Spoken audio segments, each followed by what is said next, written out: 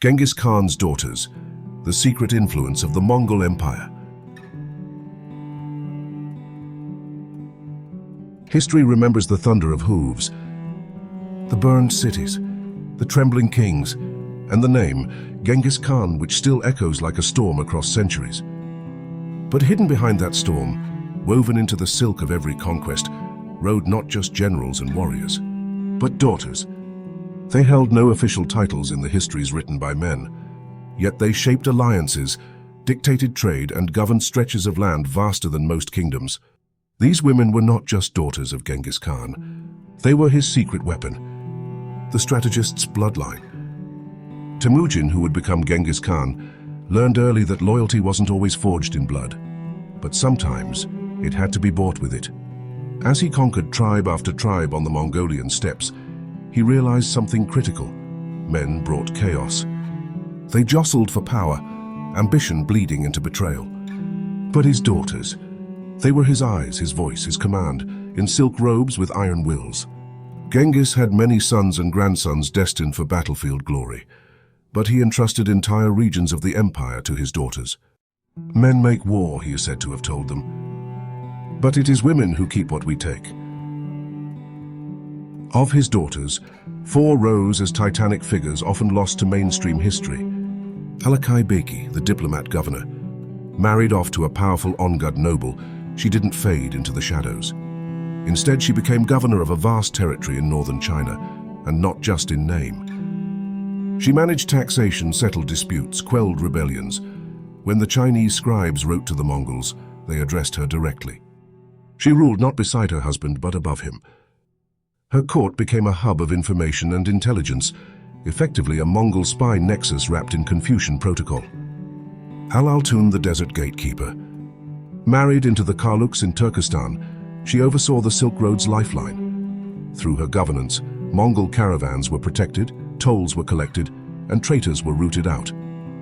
She knew every caravan leader by name and whispered to the Khan of treachery before it bloomed. Without her, the Mongol Empire's grip on trade would have crumbled. Chechagin, the mountain sentinel. Placed near the Tian Shan Mountains, Chechagin was more than a symbolic bride. She became a military administrator, commanding troops, managing supplies, and issuing justice. Her region remained more stable than many male-led areas of the empire. When asked who truly ruled the passes, local men would say, "We listen to the Khan's daughter. Her eyes see farther than eagles." Tumalin, the shadow counselor. She held no territory, no title. But she was Genghis's closest advisor after Berta, his wife. Letters flowed through her tent, messages coded and dispatched. When rival Khans plotted against Genghis, she intercepted the plot days before it was set in motion. She never raised a sword, but she decided which swords would be raised. After Genghis Khan's death in 1227, the empire teetered on the edge of civil war. The sons squabbled, the generals watched, but the daughters, they acted. Alakai Beki secured the loyalty of southern tribes through gifts and veiled threats. Chechagin rerouted grain shipments from rebellious provinces. Tumalun passed a scroll through the palace at Karakorum, sealed with Genghis's own mark, declaring Ogedei Khan as successor. The daughters had no seat in the Kurultai, the traditional council of succession, but they chose the next great Khan, not through war but through influence. The rise of Genghis's sons, Ogedei, Chagatai, Tolui, and grandsons like Kublai Khan eventually buried the matriarchs in the shadow of masculine conquest.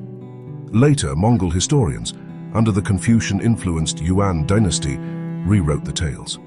The daughters vanished from the records like mist. Their deeds were absorbed into the legacies of men. But some clues survived. A Chinese record noting that a woman of Mongol blood settled a rebellion in the western provinces, faster than 10,000 soldiers. Persian scrolls referring to a lady of the mountains who negotiated a peace treaty with 10 tribes under her command. Oral tales among steppe tribes speaking of the queen who spoke with wolves, believed to be Tumalin. Genghis Khan, brutal and brilliant, understood something few conquerors did. Empires fall not from defeat in battle, but from weakness in administration. He had seen Rome fall, Byzantium fracture, and the Persians implode. So he built a system where his daughters weren't ornaments, but armor.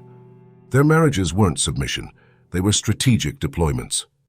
Their governance wasn't ceremonial, it was command.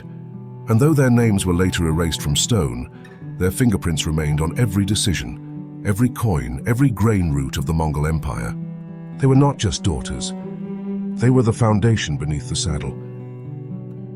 Today, their names are barely known, but their legacy?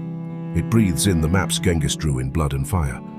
Alakai, Alaltun, Chechayig and Tumulun, women who ruled without crowns, conquered without armies, and shaped the world from behind the curtains of power.